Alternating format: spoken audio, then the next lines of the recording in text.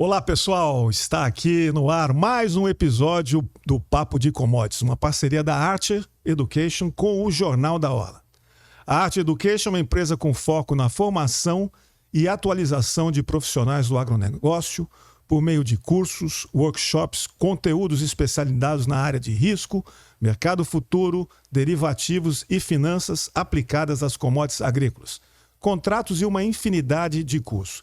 Clique aqui embaixo para saber mais, tá ok? Muito bem, hoje nós temos a honra de receber o Renato de Souza Barros, um dos nomes mais experientes quando o assunto é financiamento agroindustrial e mercado de capitais.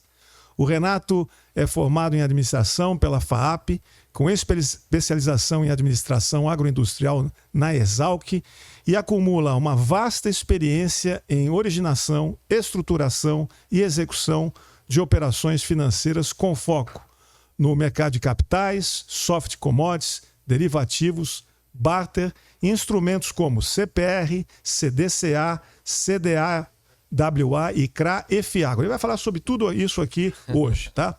Hoje ele é sócio e head da OPEA, ok? O papo de hoje promete mergulhar nas soluções financeiras que estão transformando o agronegócio brasileiro. Obrigado pela presença, Renato. Seja bem-vindo. O microfone é seu. E estou aqui também com o Luiz Cláudio. Luiz, não esquece de falar sobre os cursos da arte depois, tá?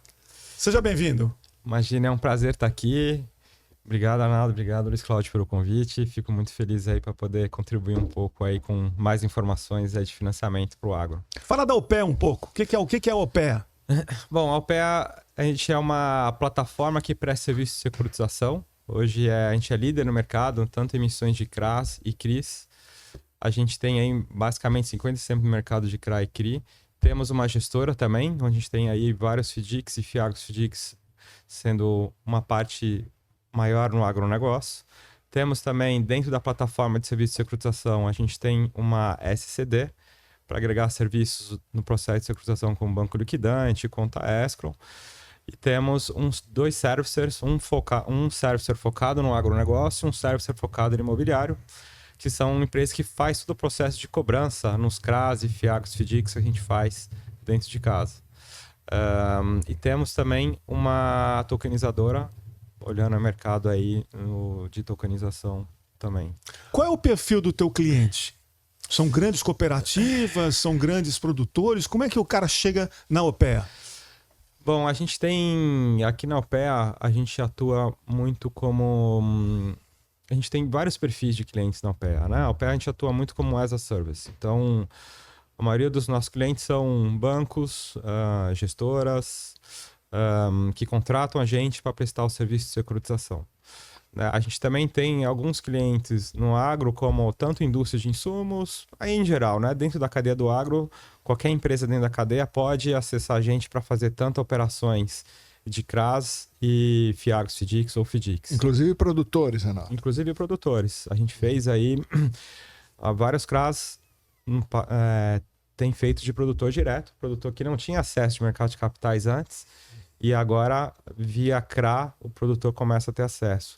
E o que é legal, que a gente pode dar acesso não só para produtor grande, mas produtor médio e pequeno, né? Lógico que o produtor grande hoje ele consegue emitir uma CPR, lastrear no CRA e vender para alguns investidores, né? A gente vê muito, na época do surgimento dos FIAGROS, FIIs, comprava CRA, era muito... Você vê um volume grande de produtores grandes e médios grandes acessar o mercado de capitais e os FIAGROS investindo. Mas como é que faz para atingir o pequeno, né? O pequeno você não consegue, porque um valor mínimo para uma emissão de CRA é acima de 10 milhões de reais. Então isso acaba limitando o pequeno para acessar. Mas como é que a gente faz com que o recurso de mercado de capitais também chegue no pequeno? É através de uma cooperativa ou através de uma revenda que tem a relação com o pequeno, que consegue montar uma operação tanto de CRA, um FIAGRO FDIC, né? E aí esse recurso é destinado para financiar lá o pequeno para compra de insumos de uma revenda ou para compra de insumos de uma cooperativa, né? Eventualmente para usar de capital de giro para outros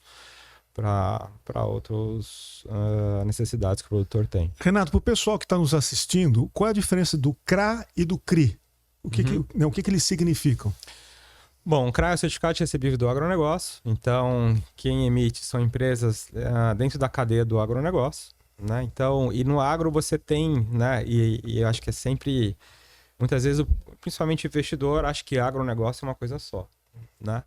Não, o agronegócio se divide aí em empresas que estão antes da porteira, né? Que são aquelas empresas que vendem insumos e máquinas e equipamentos agrícolas para os produtores rurais.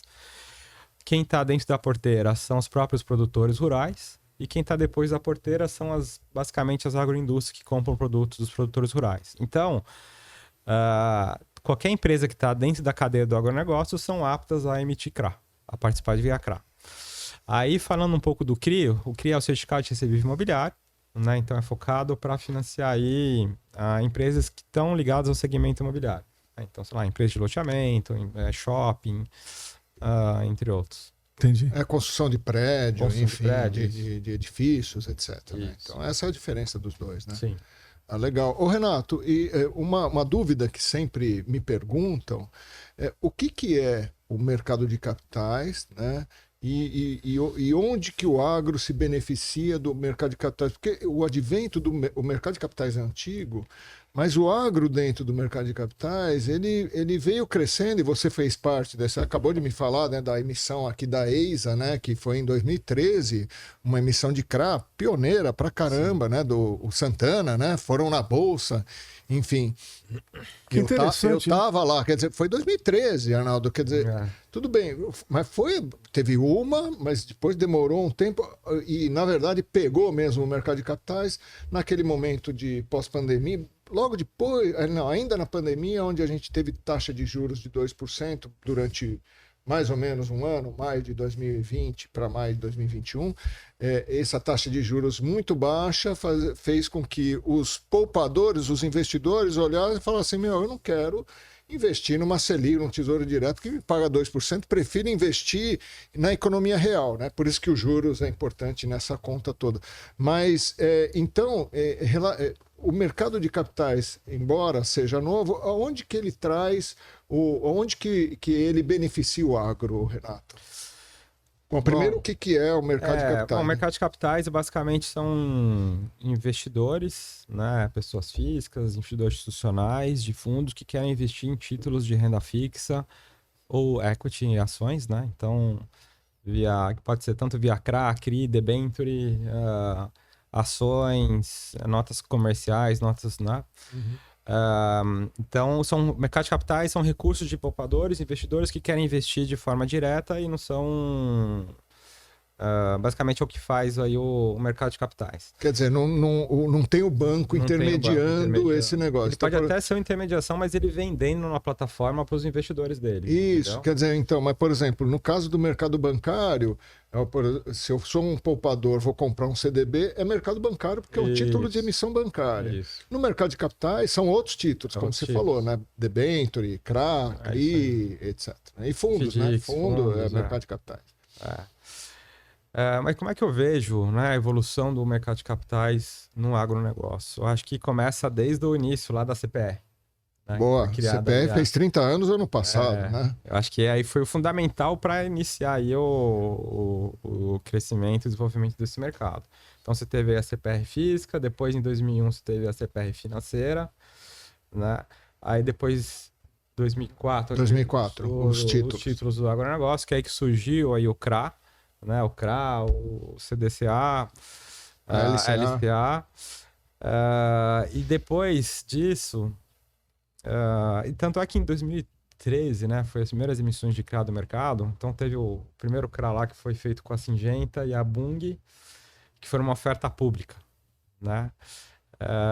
E ninguém sabia o que era CRA, né? Então é uma questão de desenvolvimento do mercado. Aí de lá para cá, você teve hoje você tem um volume gigantesco de operações de CRA. Mas antes, quem investia em CRA era só investidor pessoa física por causa da isenção. Né? Então você via muitos CRAs antigamente, principalmente daquelas empresas que estão depois da porteira. Né? Porque investidor pessoa física, tinha os prospectos lá Investidor pessoal muitas vezes não vai ver os prospectos de 100 páginas. Então ele vai muito ninguém lê nada nesse país, né? Não é só o prospecto. O cara vai muito Mas se for Instagram, se o prospecto tiver no Instagram... Um TikTok de 10 segundos, tudo bem, né? Então você tinha lá, a gente fez lá o primeiro CRA da Raizen na época. Lembra? Né?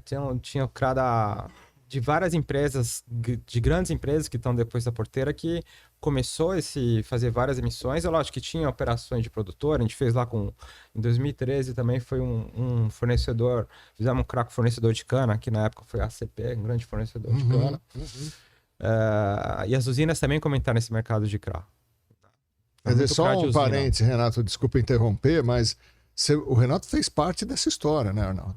Quer dizer, ele participou da história mesmo, de criação desse mercado, que isso é quem tem um peso muito relevante, né, nesse negócio. Sim, desde as CPRs lá. Desde a CPR, né? O Bob, tá atuante ainda, né? O Bob foi o cara que inventou a CPR. Sim, tá em Brasília. Continua trabalhando ele? Sim, mas você falou que o Renato tinha grande experiência, mas ele começou com menos 5 anos de idade, porque parece que tem 18, né? Pois é, eu não falei nada porque eu tô com vergonha aqui. E aí, o que eu acho que foi um movimento super importante. Então, você teve investidor pessoa física investindo nos CRAs, e com a criação e o surgimento dos FIAGROS, que foi em 2021, né? 2021, foi super importante para abrir um novo bolso institucional para investir em CRA. Que foi o mesmo movimento que o CRI teve quando surgiu os FIIs. E qual foi a mudança que atraiu o investidor?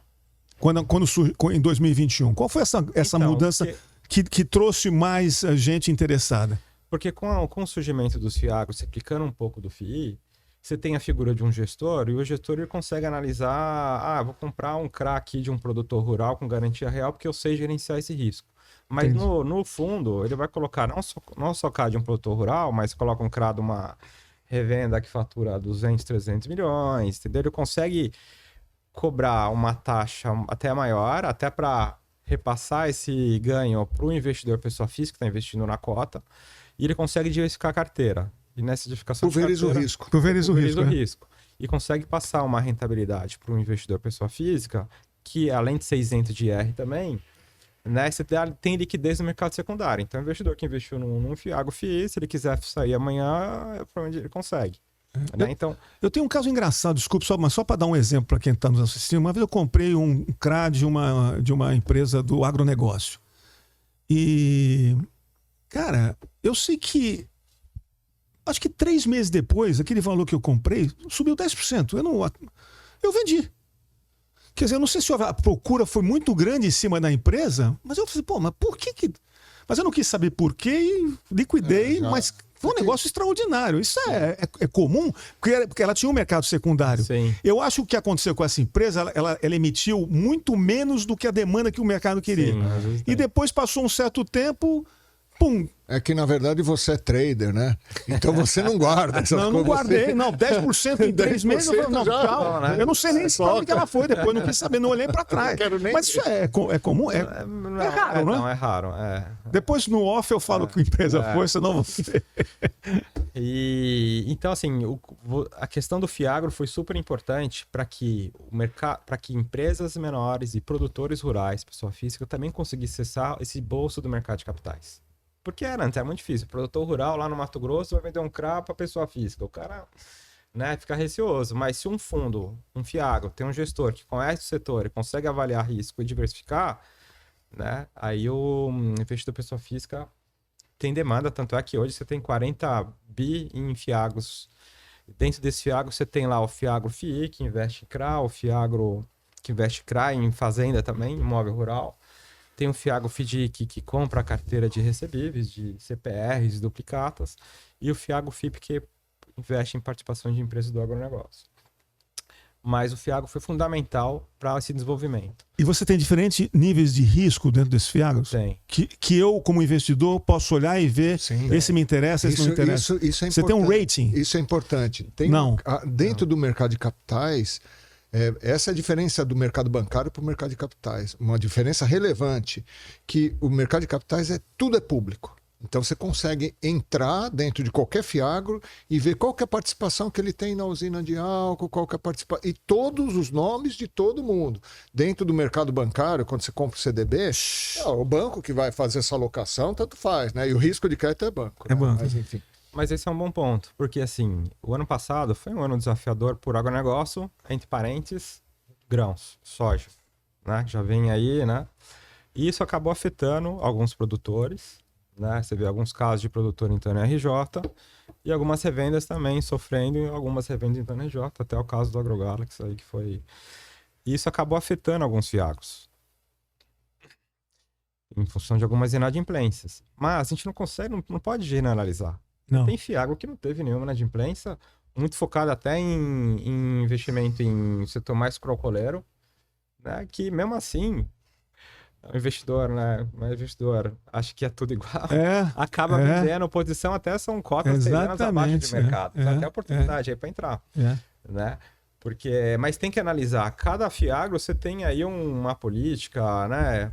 E como foi falado, né? No agronegócio você tem desde setor de grão, setor crocoleiro, cada um tem seu risco. Uma empresa, alguém que está dentro de um Fiagro, que entra em RJ, assim, o gestor nunca vai comprar um papel, um CRA ou mesmo uma CPR sem ter a garantia. Entra em RJ, provavelmente ele não vai pagar no primeiro ano ou no segundo, mas vai pagar. Esse é o ponto, né? Então, quer dizer, se o investidor tiver uma paciência, Arnaldo, ele consegue recuperar o dinheiro investido, tudo bem, vai demorar um pouco mais, mas e pulverizado dentro de uma carteira grande de Fiagro. Então, muita gente me fala, poxa, mas, ô Luiz, eu olho um CRA, tá me pagando super bem, e olho um Fiagro, que o Fiagro, ele paga um pouco menos, mas às vezes não dá para saber, né, porque ele não pode falar o quanto que ele está pagando. Eu invisto em qual? Bom, eu não sei em qual que você vai investir, mas eu sei que o Fiagro, como tem um gestor, ele tem o risco dele é diluído. No CRA, você está comprando aquele papel. Você está comprando aquele risco.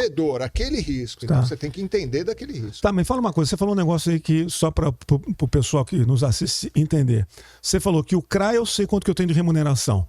E no Fiagro eu não sei quanto que eu tenho de remuneração? Você tem que pegar o histórico, né? Quando você compra um fundo de investimento, o fundo não pode garantir o quanto que ele vai remunerar, né? Sim. Então você pega o histórico e aí pelo histórico você fica sabendo. E o histórico não quer dizer nada. Agora no CRA não, no CRA você sabe porque o papel... Antecipadamente já sabe.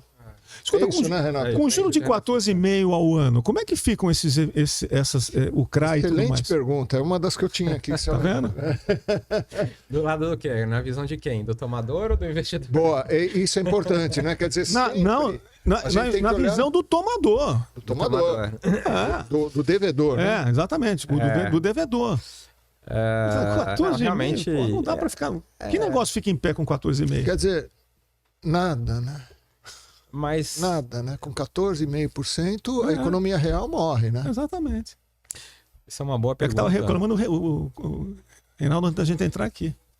Tava, Reinaldo? Tava reclamando, chorando, mas tudo bem, isso é outra história. Assim, a gente sabe que crédito rural não tem. Está limitado. Qual que é a alternativa? Quem que vai financiar o setor que precisa de capital cada vez mais?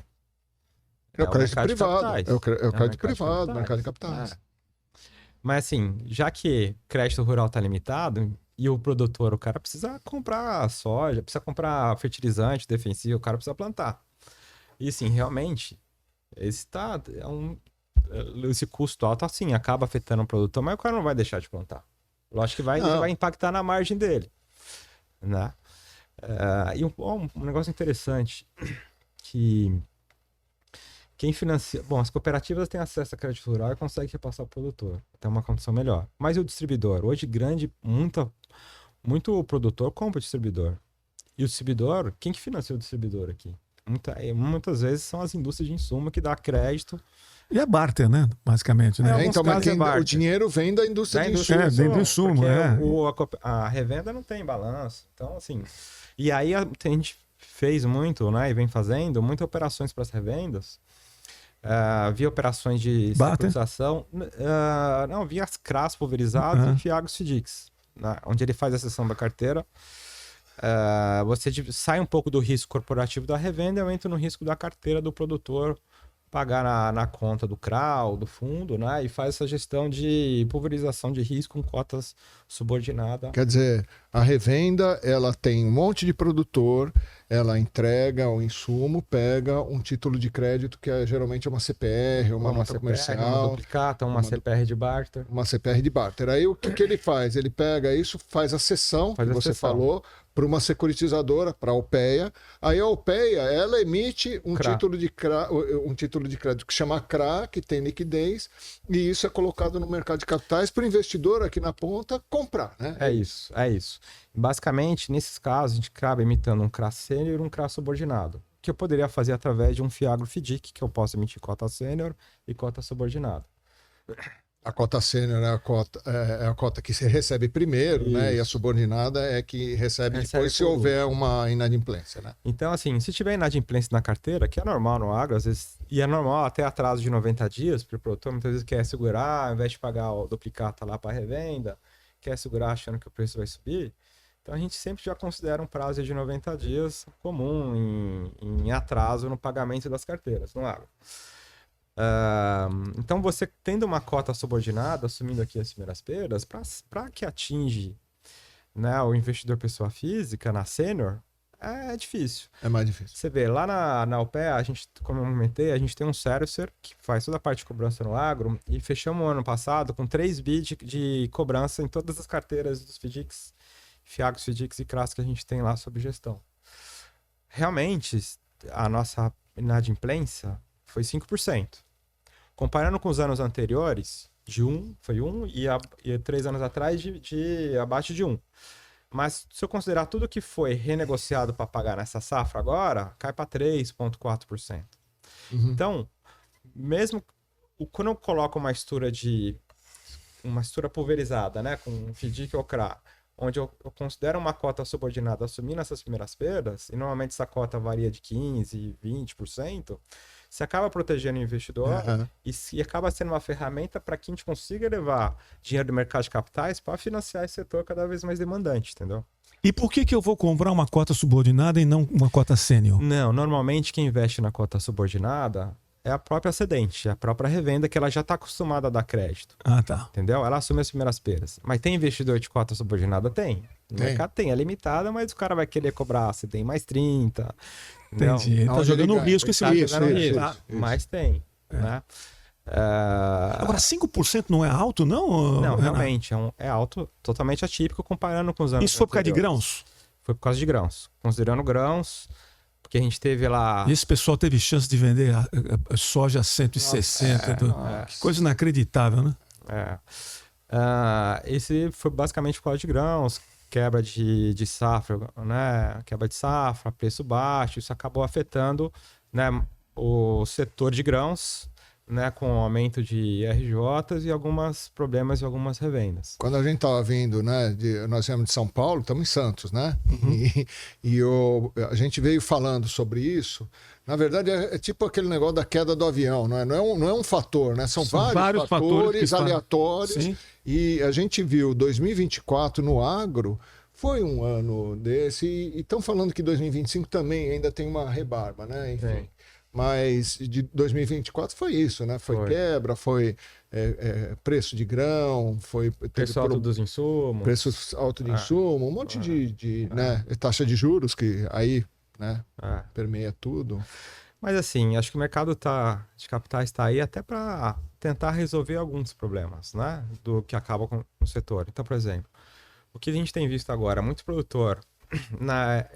Bom, o produtor sabe, né? Tá ganhando dinheiro, compra mais terra. Aí chega no momento de crise de liquidez, o cara ele tem muito patrimônio, mas o cara não consegue. Mas o que tem surgido agora?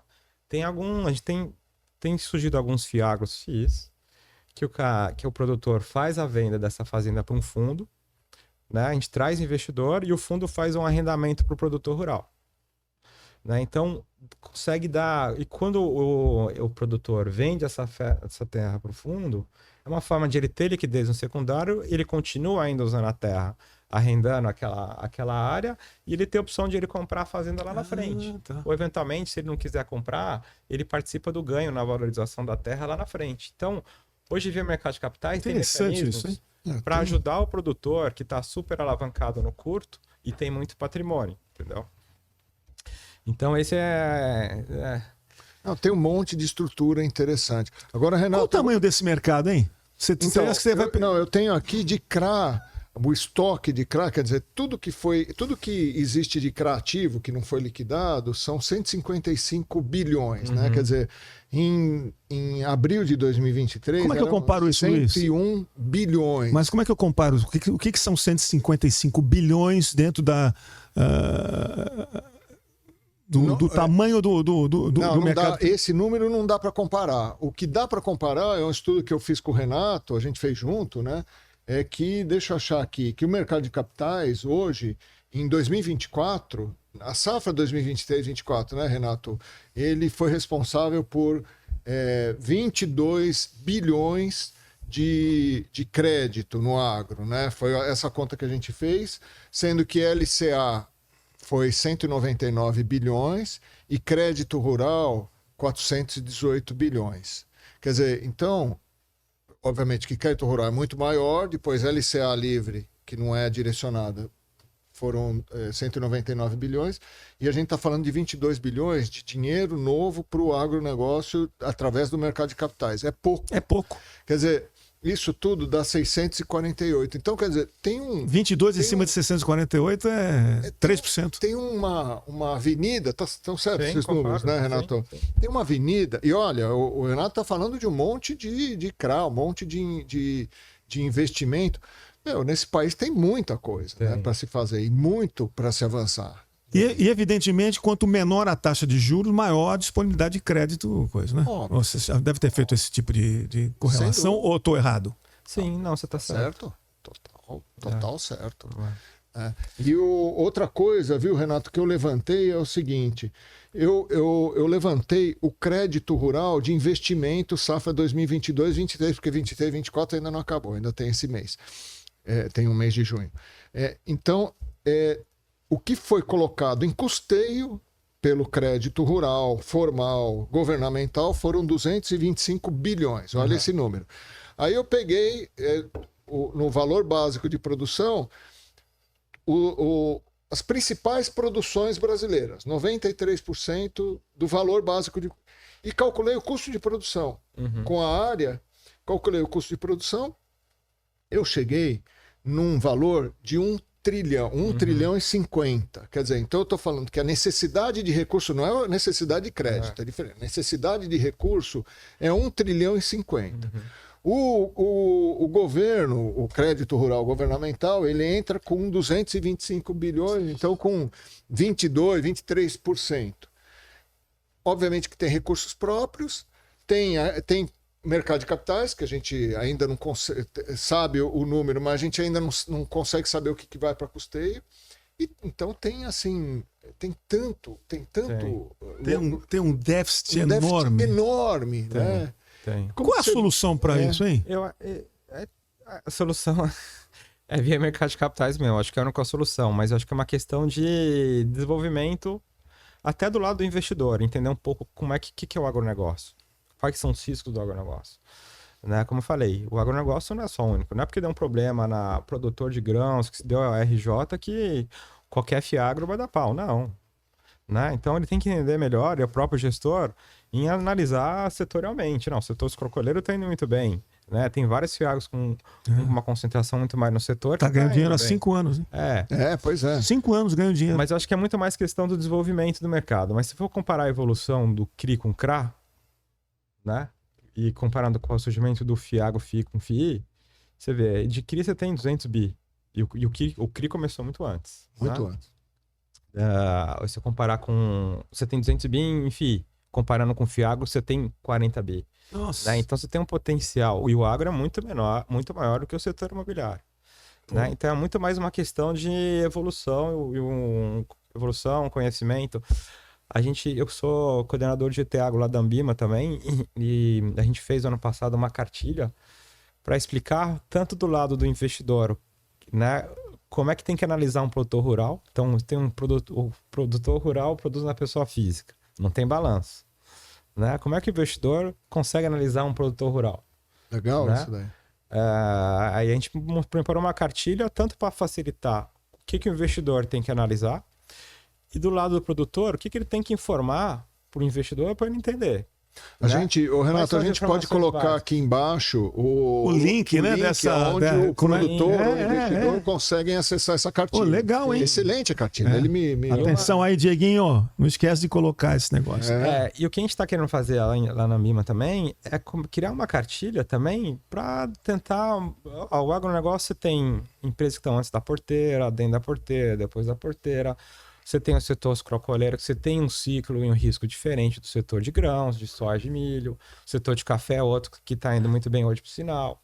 Entendeu? É uma forma de começar a ensinar o investidor as características setoriais de cada cadeia dentro do agro, que eu acho que é super importante. Para o desenvolvimento do mercado. Entendeu? Claro, quer dizer, você está no desenvolvimento de mercado desde quando você estava com menos 5 anos de idade, mas enfim. 2000. Não, então, mas é importante. Qual que é o ponto aqui, Arnaldo? Essa taxa de juros, meu. Porque assim, se a taxa de juros hoje, até eu não sei se eu te falei, eu tive com um gestor que trabalhou num banco aí, a semana passada eu tive, ele falou assim, Luiz, você tem um investimento no Tesouro Direto que é uma Tesouro Direto aposentadoria. IPCA mais 7%, começa a pagar rendimento em 2065. Esse negócio é volátil pra caramba. O que acontece? Quando cair, vai cair a taxa de juros. Na hora que cair, esse papel vai bombar. Quer dizer... porque o valor presente dele... Exatamente. Mas o ponto é, quando você tem uma taxa de juros dessa, o investidor, ele fala assim, por que eu vou correr algum risco se eu posso comprar um título do governo e estou correndo o risco do governo, ou eu posso comprar um CDB com FGC, com... 2065, eu já vou estar comendo grama pela raiz, não, né? Sem dúvida, mas você não... Obrigado. Não, mas... Arnaldo... 2065, Jesus! Mas... Você vai estar com, sei lá, 170. Mas o tesouro dá liquidez diária. Não, eu sei. Então, você não precisa, claro. precisa aguentar lá, né? 7% você dobra o capital em 10 anos, né? Assim, então, quem mesmo que vai...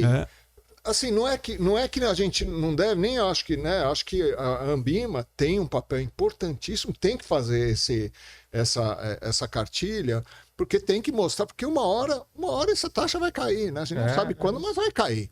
O dia que cair, a gente já passou por isso quando tinha taxa de juros de 2%, né, Renato? Eu acho que quando teve taxa de juros de 2%, esse mercado de capitais bombou, né, no agro, né? As grandes... Mas em compensação, quem comprou Tesouro Direto a 2% hoje está tomando um ferro já enorme. Vendeu, né? Já caiu fora. É verdade. Então... Só uma coisa que eu queria complementar aqui. Sim. Que a gente, até voltando à questão da evolução do mercado, né? A gente tem feito também CRAs em dólares para tentar trazer dinheiro de investidor estrangeiro para financiar o agro no Brasil. Então, assim, começou com investidor pessoa física, investindo no agro, via CRA. Surgiu os FIAGROS, estão institucional investindo aí nos CRAs para financiar o setor. Institucional são fundos, etc. Os né? FIAGROS, não é principalmente. E tem um bolso de investidor estrangeiro querendo investir no agro, principalmente o agro sustentável, né? Que tem uma pegada ESG. A gente fez há 2 anos atrás um CRA em dólar, que a gente listou na Bolsa de Viena. E quem investiu foram 3 redes varejistas de Londres, 3 supermercados, que investiu para financiar produtores que estão na região do Cerrado, que tem excesso de floresta além da reserva mínima legal. Naquela área que a gente estava financiando, eles se comprometem a não desmatar. E depois... A taxa deve ser menor. Uma taxa subsidiada. A gente fez um blended finance, né? Ou seja, ele trouxe investidores uma taxa mais baixa, então porque esse investidor está olhando muito mais o impacto do que a remuneração. Depois a gente emitiu novas cotas em cima, fazendo o blended finance, né? Para que chegasse uma taxa atrativa para o produtor rural, né, para que compensasse, assim, legalmente ele poderia desmatar, mas eu estou financiando uma taxa menor para ele não desmatar. Então é um mercado que está crescendo. E a empresa que faz isso, ela tem as suas vantagens também por investir nesse tipo de segmento, né? É interessantíssimo. Que estrutura, né? E o que é legal é que, assim, quem captava lá fora via Green Bond são as grandes empresas lá que tem balanço auditado. Então, através do CRA, a gente conseguiu que o produtor aqui no Mato Grosso... Sem balanço, pessoa física, mas uma pool de carteira de produtores, também conseguia acessar o investidor lá fora que está olhando para investir em títulos verdes. Né? Então, o CRA foi uma ferramenta para que o produtor aqui conseguisse acessar dinheiro lá de fora também. Tá vendo o tamanho disso, Arnaldo? Tamanho disso, esse negócio não vai parar. Legal, Renato? E mais um complemento que a gente tem visto, que eu acho que é fundamental, para trazer mais recursos de mercado de capitais, a gente tem visto agora recentemente, você tem aí o Desenvolve SP, acabou entrando em alguns FDICs, Sim, né? Até o governo lá do Paraná também acabou entrando em cotas de alguns FDICs, que com uma taxa subsidiada, mais competitiva, que a gente conseguir chegar numa taxa mais atrativa para o produtor. Porque realmente, como você falou, 14% quem que paga essa conta? Né? Mas se a gente trazer fundos, né, de BNDES ou fundos ou de Desenvolve SP de outros estados, investindo numa cota menor, uma taxa menor, e a gente trazendo outros investidores de mercado que não vai conseguir uma taxa menor, mas uma taxa um pouco maior, você vai beneficiar o produtor lá na ponta. Então, acho que da taxa de juros menor na ponta.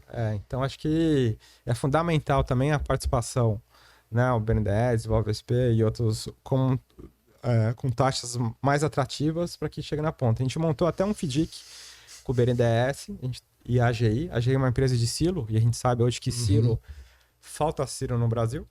Né? Então, a gente criou um fundo de 250 milhões, o BNDES investindo na sênior, numa taxa mais atrativa, e a AGI na mezanino e a gente numa cota subordinada. A gente conseguiu uma linha de 10 anos, então o produtor emite uma CPR para mim e eu pago a AGI para a venda do silo e financio a parte civil. Então, assim, numa taxa competitiva. Eu financio o produtor, a parte civil e a venda de silos também. Numa linha de 10 anos, que realmente, se ele fosse via direto BNDES é mais barato?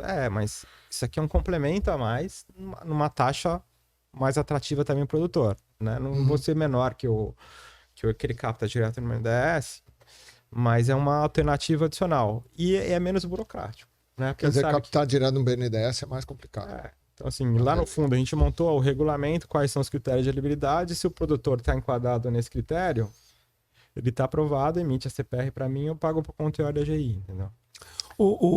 Renato, qual é o tempo médio de vencimento de um CRA? Varia eu tenho CRAs de 3 anos, podendo chegar a 7 anos, mas aí recentemente você vê aí umas emissões grandes, com os prazos maiores, com as emissões com as empresas de frigorífico, que recentemente fez operações... 2032, 2035. Isso é uma evolução, porque no CRI é muito comum 10, 15 anos, né? E no agro, como você tem os ciclos mais curtos, né, foram prazos menores, mas agora acho que esse ano abriu a porteira aí dessas grandes empresas emitirem CRAs aí de longo prazo, que acho que é muito comum, né? Acho que é uma evolução. Isso é uma diferença importante quando você está falando do crédito bancário ou do crédito oriundo do mercado de capitais, né? Porque o crédito bancário, exceto quando linhas do BNDES ou linhas de investimento, o crédito bancário ele é mais curtinho. O crédito vindo do mercado de capitais, ele tem um vencimento, mesmo para revenda, né? Você vê revenda que faz operações de barter, é de 4, 5 anos, 3, 4, 5 anos, né? É muito normal isso. E todos eles têm mercado secundário, não, né? Depende. Tem alguns que tem outros que não tem. Então, sei lá, essas CRAs das grandes empresas de frigorífico. Então, liquidez. É fácil. É fácil, mas sei lá, um CRA de uma revenda que fatura 200, 300 milhões. Aí você não vai conseguir renegociar. Mas de repente o spread é maior, né? Então, claro. O spread é bem maior e aí a questão de analisar risco e retorno aqui. Então, é aquele negócio da taxa de risco, né? Que a gente estava falando, né? Então você tem. Todos esses dados são públicos, então eu posso falar aqui, né? Claro. Então você tem lá um CRA que a gente estava conversando, do JBS, acho que CDI mais 2, alguma coisa assim. Tem CRA da São Martinho, que é 95% do CDI. 95% do CDI. E vende, né? Quer dizer, está tudo relacionado ao risco de crédito do emissor. Exatamente. Né? O devedor, vamos dizer assim. E sabe uma coisa que a gente, complementando aqui, as possibilidades de recursos via mercado de capitais? Então, a gente foi agora, até saiu recentemente, a gente fez uma consulta pública junto à CVM para uma cooperativa, junto com o PBSO, que é a própria cooperativa criar um FIAGRO, onde os próprios cooperados são investidores desse FIAGRO. Ou seja, o próprio sistema da cooperativa se autofinanciando. Então, muitas vezes o cooperado lá não tem onde investir, deixa o dinheiro parado lá, a cooperativa lá investe aqui, e aí com o recurso do cooperado... Ela dá para outro. Na cooperativa de crédito, né? Na cooperativa... Não, na mesma produção? Porque a cooperativa de crédito já pode, ele emite LCA. Emite, Mas a cooperativa de produção não. Entendeu? Então entendi. Mas aí ele não compra via cooperativa, ele vai comprar na securitizadora direto. Né? Não, aí tem que ter um distribuidor. Um distribuidor, tem que abrir cadastro numa corretora. Que legal, e aí. Puta, olha como tem criatividade nesse mundo. Né, porque é limitado. Então a gente fez uma consulta com a CVM, porque assim, o cooperado tá lá, né? Faz parte do sistema. Porque se tinha uma certa limitação para vender para cooperado, que a maioria dos cooperados é varejista, né? Aquele risco que eu tenho que dar, né? Tem vários, não é investidor profissional. É quase como se fosse um mútuo, né? Dentro da cooperativa, né? Só que agora de maneira securitizada, né? Não é isso? É isso aí. Você tem cooperativas que, por exemplo, tem um cooperado que tem grana e está sobrando, e tem outro que está indo no mercado financeiro buscar essa grana. Então esse cara empresta para esse dentro da cooperativa. Quer dizer, na verdade, o que ele colocou? Só uma... interessante isso, hein? Interessante. Isso aí. E tudo regulado. Claro. Tudo regulado, mercado regulado. Não é que está emprestando de agiota, nada. Tudo mercado regulado. CVM, né? A consulta, então vocês fizeram, que legal. Parabéns, meu. Mas isso é incipiente ainda.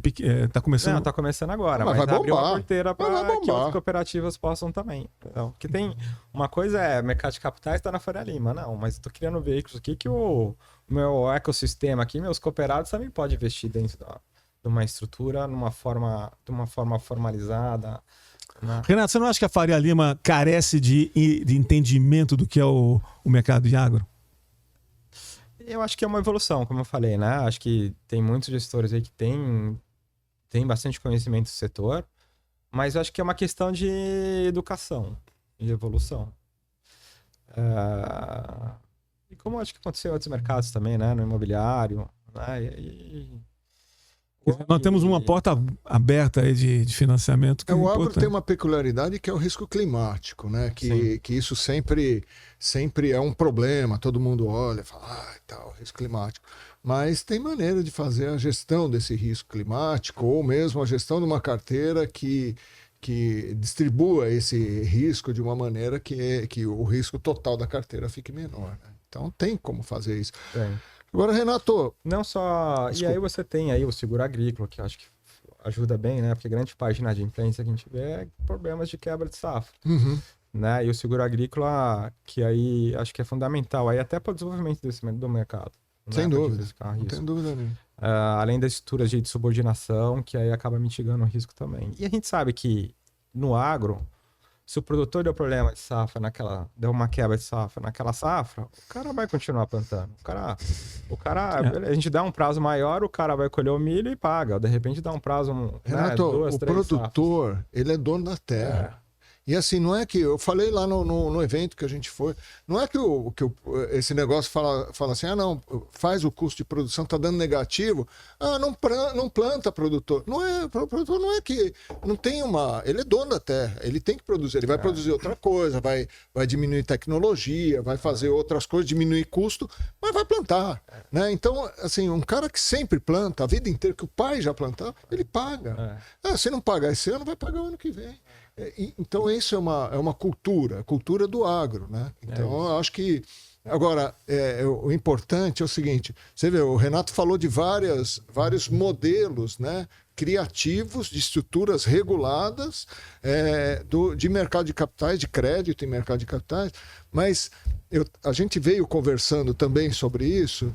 Quer dizer, quem consegue fazer isso é quem consegue entender profundamente a cadeia do agro, os problemas da cadeia do agro e o mercado de capitais e o mercado financeiro. Quer dizer, então, como o Renato começou há muitos anos atrás e ele vem trabalhando, né, militando, vamos dizer assim, nesse mercado, ele tem condição de montar estruturas, né? E a maioria das pessoas não tem, chegou agora, né? Então, isso é uma coisa interessante, né? Esse negócio da cooperativa é fantástico, eu nunca tinha ouvido falar. E aí, é interessante mesmo. E a questão é entender como é que funciona. Até a gente fez lá um FDIC com a Cocari, uma cooperativa lá no Paraná. É tudo público, hein? Mercado de capitais público, é tudo público. Então pode falar de nome, porque tá tudo lá. Você vai lá no site da CVM, você puxa a capivara de todo mundo, todo mundo fica sabendo. É isso aí. E o que foi interessante? Que é a questão de entender como é que funciona do agro. Lá na cooperativa, principalmente Cocari, e você pega as cooperativas de café também, o produtor, eles fazem muito barter lá. Então lá a cooperativa lá vende insumo, conta uma nota promissória rural, e aí o produtor vai lá e entrega o grão na cooperativa, e à medida que ele vai fixando, a cooperativa vai dando baixa nas duplicatas, nas notas fiscais. Como é que você faz isso dentro de um FDIC, num Fiagro FDIC? Não tem como falar, porque sabe que tem riscos, né? E aí o investidor fica meio a risco. Não, mas o produtor tem que pagar boleto. Não, mas o produtor não paga boleto. Quando naquela modelo de negócio cooperativo, o produtor não paga boleto. O cara paga grão. Ou o investidor entende como é que funciona o modelo de negócio da cooperativa, a cooperativa não vai mudar por conta disso. A gente conseguiu pôr esse FDIC de pé. Então, a cooperativa faz a cessão das NPRs duplicatas e quando o produtor entrega o grão, ela vai dando baixa, vai dando quitação. Então, assim, o mercado de capitais também tem que entender como é que funciona, porque às vezes a gente quer colocar do jeito que é menos risco, mas do lado da outra ponta não funciona. A gente sabe que... E lá a gente tem uma empresa lá de cobrança também, e a gente sabe que, putz, produtor é risco. O produtor não paga boleto, muitas vezes não paga boleto, faz um TED na conta da revenda, aí entra no risco de fungibilidade. Né? Porque entrou na conta da revenda, caramba. Então, a gente tenta criar mecanismos, conta escrow, para tentar reduzir, mas... E também é uma questão de evolução, né? O mercado, tanto do lado do mercado de capitais, tem que entender um pouco melhor como é que funciona o agro, como também a empresa do agro tem que entender como é que funciona o mercado de capitais. E a gente tentar chegar no meio termo que deu conforto aí para as duas partes, né? Tá vendo como esse mercado está se desenvolvendo? Até o produtor, né?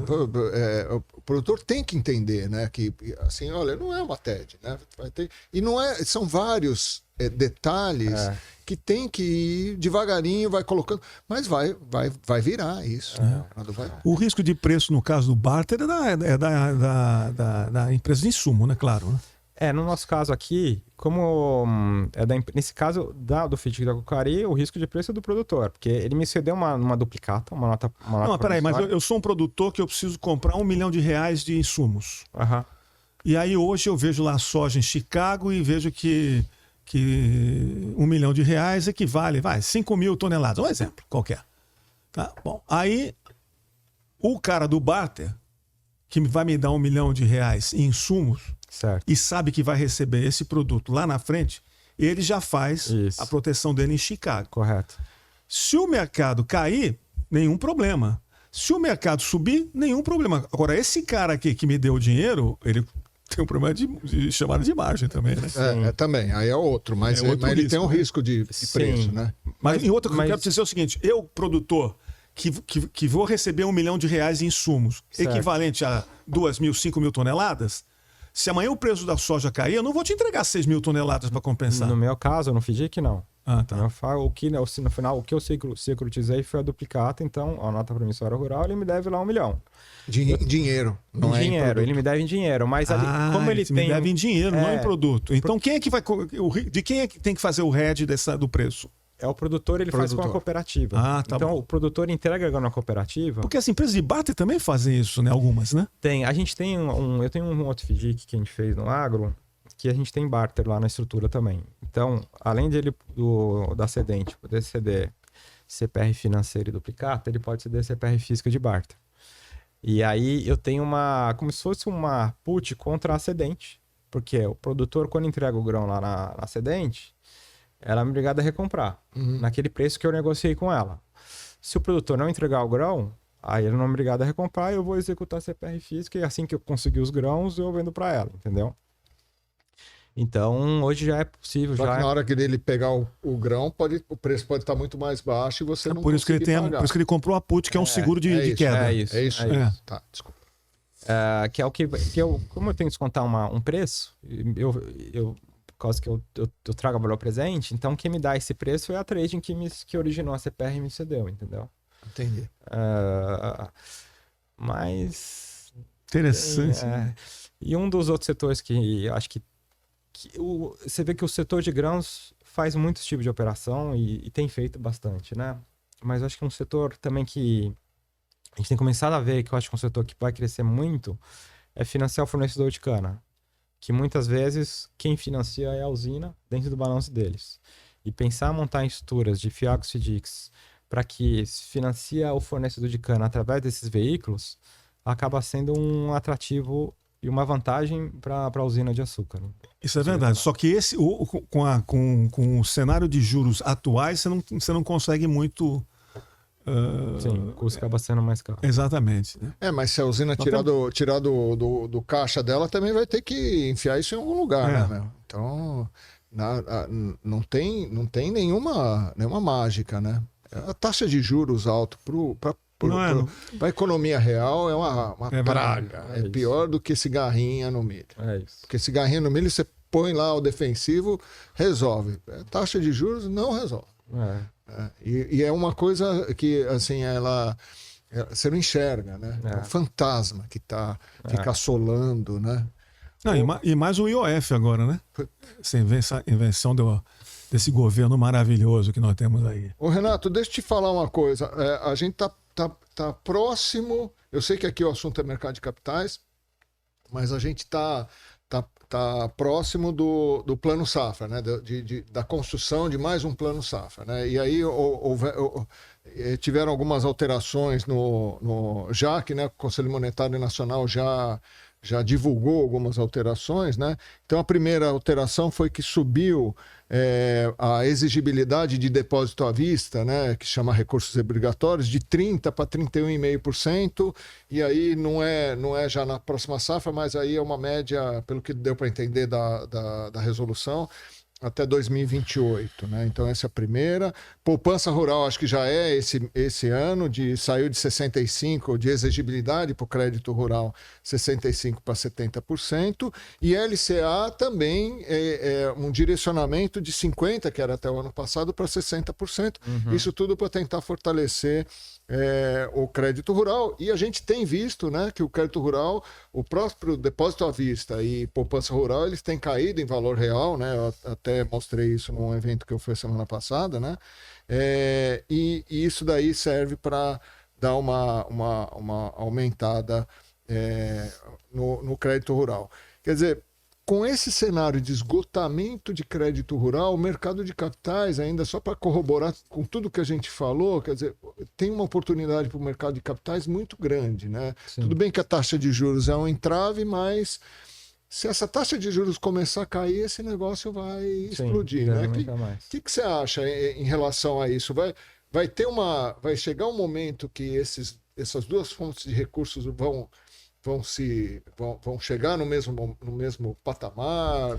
Enfim, eu acho que no médio prazo, acho que sim. E eu acho que, como você falou, à medida que você tem uma redução na taxa de juros, investidores querem buscar aí mais ativos, principalmente ativos aí isentos como CRA e Fiagro, e Fiagro FI, né?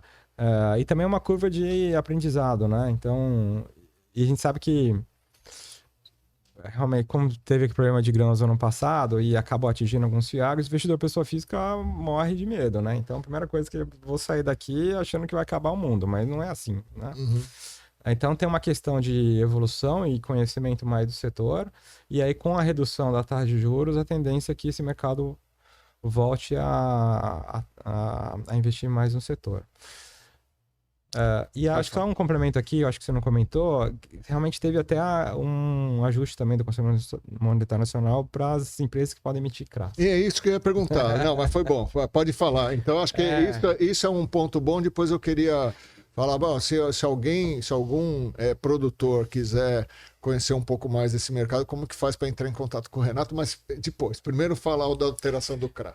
Não, na verdade, assim, o impacto, pensando no agro, não vai ser tão relevante, porque já tinha uma posição de que empresas SAs, empresas abertas SAs, que não era da cadeia do agronegócio, não podiam mais emitir CRA. Porque antes tinha algumas empresas que se tinha alguma relação com o produtor rural cooperativo, ela conseguia emitir. Mas agora, recentemente, qualquer empresa que não faz parte do agronegócio não pode emitir. Então, aqueles CRAs que a gente via do Burger King no passado, né, não vai poder mais, sei lá, o CRA... então, essa empresa, para poder agora acessar via CRA, são empresas que tem que fazer parte do agronegócio. Então, isso é uma outra questão interessante. Fala. Que eu acho que o impacto vai ser não tão grande para o agro, porque essas empresas estão muito depois da porteira. Então, não é isso que vai impactar aqui a necessidade de recurso para o produtor ou para a indústria que precisa comprar os seus insumos, entendeu? Na minha visão. A minha visão, eu até escrevi sobre isso quando fez a primeira alteração, quando o Conselho Monetário Nacional editou a primeira alteração. Eu acho que sempre melhora para o agro, né? Por quê? Porque eu estou falando do ponto de vista de taxa de juros, porque aí você tem uma oferta menor, a taxa de juros cai, né? Só por isso, né? Sim. Então, na teoria. Então, agora, Renato, eu não sei se você quer fazer... não, beleza. Não. Renato, se alguém quiser entrar em contato lá com o seu time... você falou que vai deixar um e-mail aí embaixo, como é que é? Isso, eu vou deixar um e-mail, chama comercialagro, @opea. Tudo junto, comercial agro. O Dieguinho põe para Dieguinho coloca. @opea.com.br, e aí vai ter acesso lá ao meu time, de qualquer necessidade, informação. A gente está super aberto lá para poder aí ajudar. Uma última pergunta. A gente não falou de política externa, por exemplo. O que está acontecendo com os Estados Unidos agora? A possibilidade de você ter um aumento da taxa de juros, porque a dívida americana, na projeção que a gente viu lá em Curitiba no evento, é uma coisa preocupante, né? Quer dizer, os caras tão loucos, né? E isso pode fazer com que o Fed venha, não exatamente nesse momento, mas em algum momento logo no futuro, aumentar a taxa de juros. Você acha que isso afeta a gente também? Eu acho que afeta pensando em operações em dólar, CRAs em dólares, para trazer dinheiro de investidor estrangeiro. Porque ele sempre vai comparar aí com risco soberano americano. Com Fed Fund, né? Então, no passado, e a gente tentou fazer, além desse CRA em dólar que a gente já fez, tudo, mas a gente estava montando um CRA para financiar em dólar, para financiar aí produtores e revendas para comprar em dólar fertilizante, porque é muito comum fertilizante ser vendido em dólar. Né? E produtor na região centro-oeste, produtores maiores, estão acostumados a vender soja, tudo dolarizado, né? Em algodão. A gente está montando uma operação justamente para financiar aí a venda de fertilizante em dólar. Só que com a sulfur na época estava subindo muito, e além disso, você tem uma tributação de 15% sobre a remuneração do investidor estrangeiro. E aí, a hora que você joga esse 15%, mais a sulfur que estava lá alto, ficava inviável para o tomador aqui, entendeu? Então a gente precisou abortar. Mas eu acho que, sim, eu acho que isso aí acaba impactando, assim, principalmente operações em dólar para o produtor. Então o Renato vai ter que voltar de novo. Vai ter que voltar. Renato, muito obrigado pela tua presença. Foi bastante interessante essa conversa. E nós já estamos quase no finalzinho. Queria te agradecer mais uma vez. Luiz, você quer falar alguma coisa dos cursos? Não, você vai colocar lá embaixo? A gente vai colocar embaixo, né? Olha, o Reinaldo quer expulsar a gente daqui da sala. Sim, mas o Dieguinho vai colocar o próximo curso. A gente tem um curso de contratos agora no mês de junho, né? Que é um curso que a gente fala de arrendamento, fala de parceria, fornecimento de cana e fala de formação de preço do ATR, enfim, Consecana, todo esse negócio que está acontecendo. Então esse é um curso que a gente vai fazer online, 3 dias na última semana do mês de junho. Tá bom. É isso aí. Obrigado, Luiz. Valeu, Renato. Obrigado, Renato. A casa está aberta para você. Muito obrigado. Valeu, Reinaldo. Aquele abraço, hein? Alô, moçada. É o pessoal de retaguarda aqui. Nós temos uma equipe enorme, mais de 30 pessoas. Valeu, abraço, pessoal. Obrigado.